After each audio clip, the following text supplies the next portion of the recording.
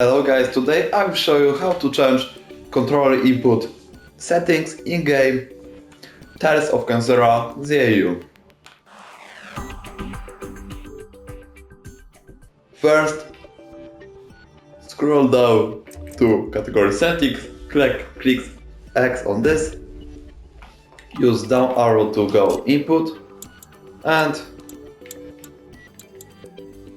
you can change controller movement present to sync with modified